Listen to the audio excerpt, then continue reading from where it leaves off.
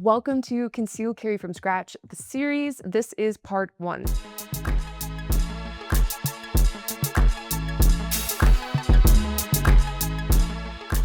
If you don't know your why when it comes to getting into concealed carry, it's easy to waste your money on gear, train inconsistently, and potentially even stop early. Your concealed carry journey will be a forever journey. You as a person will not stay the same, so your concealed carry methods and training surely will not either. This is a series I wish I'd had from the beginning. I remember getting my first concealed carry firearm and thinking, okay, what do I do now? I didn't even have the training to own that firearm. Concealed carry isn't just about buying a tool. It includes training with the firearm, determining which setup is best for you, determining how to safely store it in your home, and so much more. While there are some incredible pieces of gear on the market, we're going to get into what gear setup and firearm and training matches your lifestyle so that it is fit for you. But before you buy anything or go any further, answer these following questions. Firstly, what outcome are you trying to create? Are you trying to feel more confident, more capable? Is there a certain situation that, encouraged you to get into firearms ownership and concealed carry? There is no wrong answer, but it's good to define it. It will help you make decisions for future aspects of this. Next,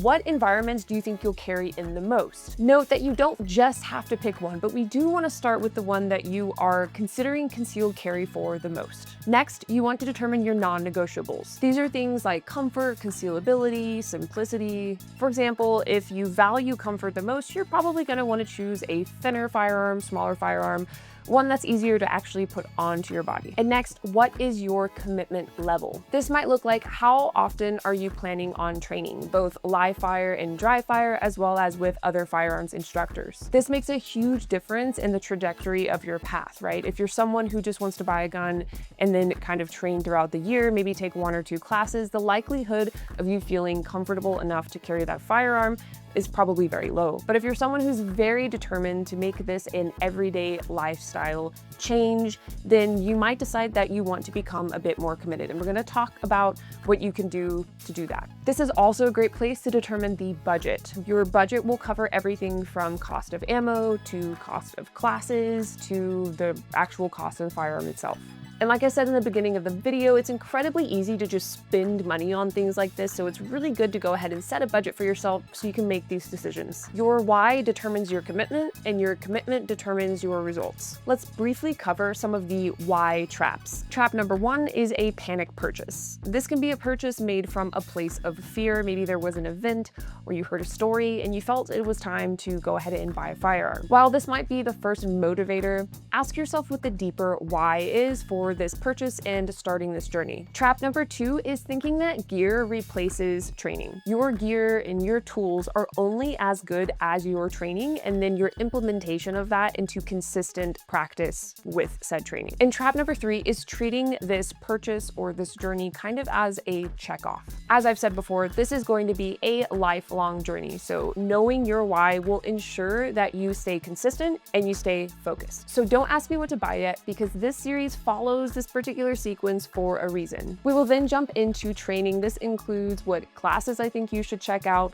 what training looks like once you own a firearm and you're ready to start implementing regular training, as well as some higher, more advanced classes that I think you should put on your kind of bucket list. Next, we'll go over a set of firearms that I think you should consider to be your first concealed carry firearm. We'll then get into the concealed carry methods, such as inside the waistband, outside the waistband, and bag carry, along with starting out with the foundation of what the criteria for a good holster is. We'll jump into maintenance of your firearm because this is something that often goes overlooked. And lastly, we'll look at choosing ammo. This is going to be a very specialty video, so I went ahead and put it at the very end. As promised, I'm going to go over all the tools that make up my current everyday carry setup. The first one isn't shown here. It's actually just my hands. I've always trained some type of combative martial arts or striking in order to ensure that if I needed to create space or I needed to go to the ground, I had some foundational skills at minimum on how to protect myself, and even go as far as to take things like the extreme close quarter concepts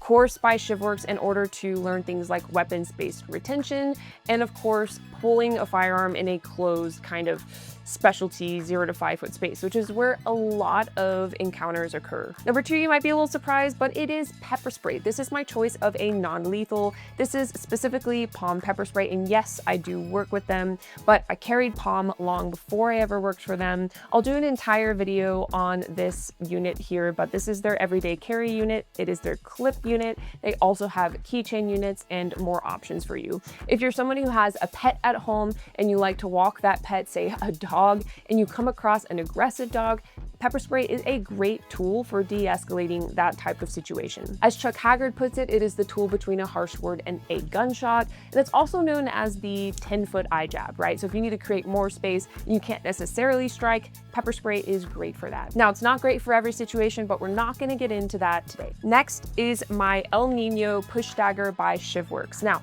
blades are something that a lot of people like to carry. You might hear someone say, yeah, I've got a knife in the bottom of my purse, but blades take serious time and training to understand. Since I come from a Muay Thai background, the push dagger is very kind of natural to me because I feel like punching is one of my strengths. So this is a very seamless integration, but nonetheless has taken training. And the last tool, probably the one you've been waiting for, is my concealed carry firearm, which currently is the Smith & Wesson Bodyguard 2.0 non-comped, and it is chambered in 380. This is the first 380 I've ever carried, but I've been very happy with it so far. I've done a total review of this firearm. I'll link it up here if you want to check this out as to why it is my everyday carry pistol at the moment. Thanks for watching, and I'll see you in part 2, the training path that I would give any concealed carry beginner.